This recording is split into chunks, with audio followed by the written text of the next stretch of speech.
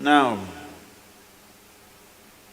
the essence of all this is, first thing is to understand the nature of how existence is happening. Either you can look at this, or you can look at the atom, or you can look at the universe. If you want to look at the universe, it is complex, it is difficult because you don't have a gallery seat, you know. There is no… it is not like a stadium, you can sit somewhere and watch the whole universe. Very difficult, you can only see it in pieces. If you want to watch an atom, nobody has seen an atom, do you know this? Do you know this? Even in a super electron microscope, you can't see an atom. We have observed its activity, but we have never seen an atom as such. But we have broken it. We are capable of breaking things that even we cannot see. That's our… we are very proud of this these days. We can break anything. We can make it or not is a questionable thing, but we can break anything we want. Even if we cannot see it, we can break it. Now, what you see and what you do not see itself is a very dicey thing in the sense, what is it that you can see? Right now, can you see my hand? Yes. You can see my hand only because my hand stops light. If my hand did not stop this light, if it allowed light to pass through, you wouldn't see this hand, yes? Or in other words, right now your visual apparatus can see only those things which stop light. Anything that allows light through, you cannot see it. You cannot see light itself, first of all. Can you see the light that is here? No, only whatever stops light, you can see it. What does not stop light, you cannot see it. Very bad, isn't it? You must be able to see all those things which allow light to pass through, because they are important things. But right now your visual apparatus are trained to see or capable of seeing only that which stops light. So the whole process of seeing life the way it is means, first of all, evolving an eye, a thoughtless eye, an eye which is free of thought. When I say free of thought, it is free from the taint of memory. Right now, these two eyes are heavily loaded with memory. So you can see this. If you see a group of people like this, if you just casually look like this, among these hundreds of people, if there is one face that you're familiar with, you will see suddenly that face sticks out. Have you noticed this? Have you noticed this? You're going in a street, there are 100 people standing there. Your friend is among that. If you look here, just this friend's face is more clear than the rest of the faces, because this eye works with memory. The more memory you have, the better it sees. No memory, it cannot see. Memory means an accumulated past. Memory means information. Memory means that which does not exist but acts out as if it does. Memories are more real than reality, isn't it so? Yes or no? See, I want you to understand, everything in your life is run by memory. Not just your computer stick, everything in your life. When I say memory, not just what you carry here, your very body is a body of memory. Why? If you eat a banana, it becomes a masculine body, and if she eats a banana, it becomes a feminine body, is simply because of the memory that it contains, isn't it? The information that is stored in this body and that body is different. Same banana, it becomes a man, same banana, it becomes a woman. Yes or no? Huh? Are you eating different types of bananas? Same thing, same food if you eat, it is becoming one way. In one person it is becoming dark skin, in another person it's becoming fair skin. How? The memory that you carry. Do you remember your great-great-great-great-great-grandfather? You don't. But his nose is sitting on your face. Your body remembers, isn't it?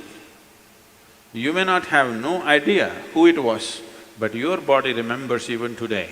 1,000,000 years ago, how your forefathers were, still it remembers, isn't it?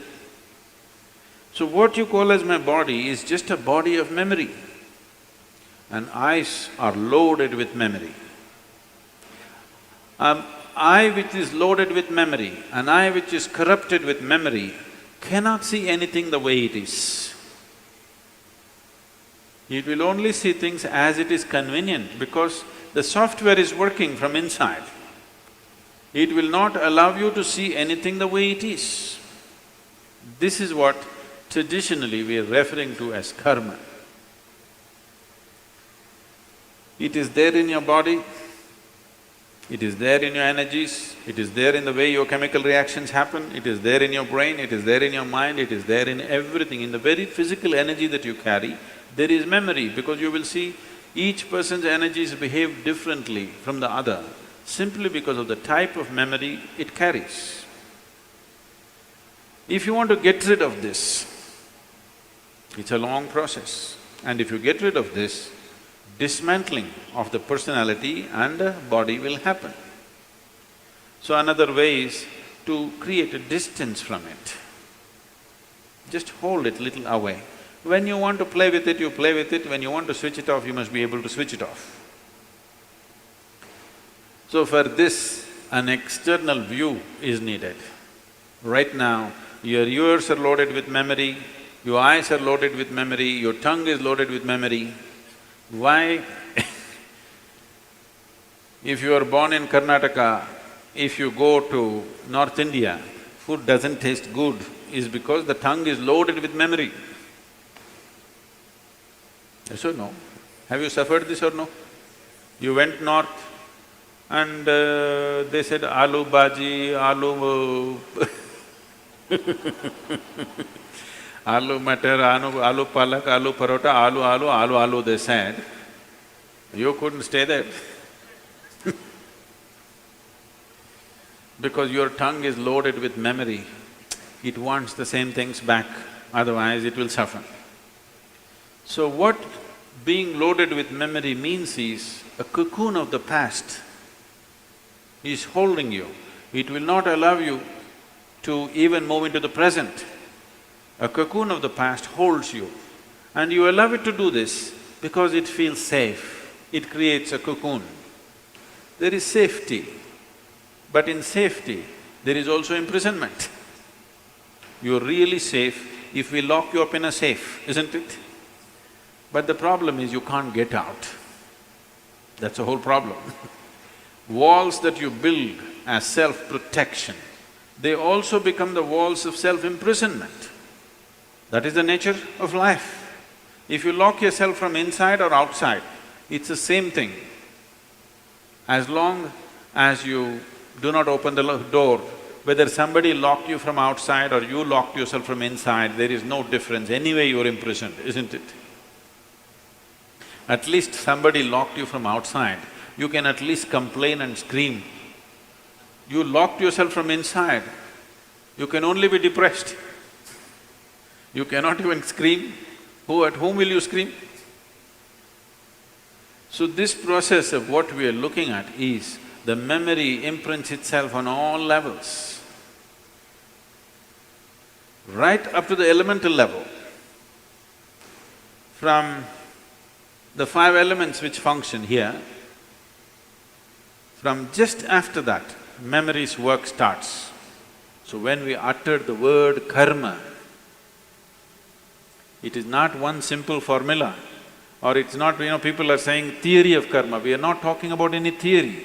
We are referring to a certain reality. Karma means memory, action and memory. Past action exists only in the form of memory, isn't it so? Yes? Memory, not just what you carry here, every cell in the body carries its own memory. Why one atom behaves differently from another atom, though the same ingredients is, it has a memory. A hydrogen atom has one kind of memory, oxygen atom has another kind of memory. Unless you mix them up, they will continue to behave like that. It is in a small circle, you are in a little larger circle, the universe is in a much larger circle, but the same memory rules all of it. So when we said karma, we are not talking about some concept or philosophy, we are referring to a certain reality which is finding manifestation as who you are. The very shape of your body is because of memory. If a bird eats a mango, it becomes a bird. If a worm eats a mango, it becomes a worm. If you eat a mango, you become a human being. Same mango, how many things it's doing, depending upon what kind of memory it carries, isn't it? What you call as a seed, if you plant the same seed, if you plant a seed in the same soil, here you plant a mango tree, here you plant an apple tree in the same soil, this will only produce apples, this will only produce mangoes. I know there is a newspaper picture where a jackfruit is become bananas, that's different. Yes? You saw this? Or you are from Bangalore or Devanahalli?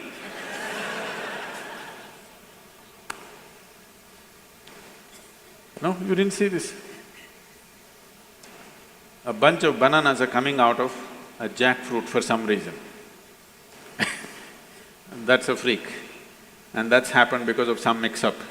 We don't know who did the mix-up.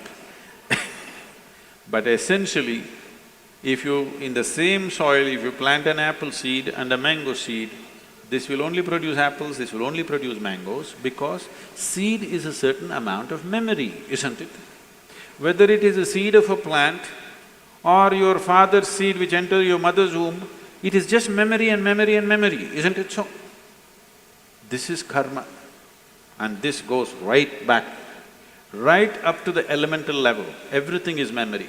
Only the pure element is free from memory. So the idea, when we're starting off Bhutesha, because that's the most important thing, that he mastered the elements, that's why we bow down to him, because he mastered the elements, he has an eye which has no memory, a taintless eye which sees everything just the way it is. So yoga essentially means developing an eye which is not contaminated by memory, which simply sees. It does not see things the way your memory perverts it, it simply sees everything the way it is. This eye will see those things which do not stop light. Right now, these two eyes can only see what stops light. If you start seeing something that does not stop light, that means another dimension of the eye is beginning to function.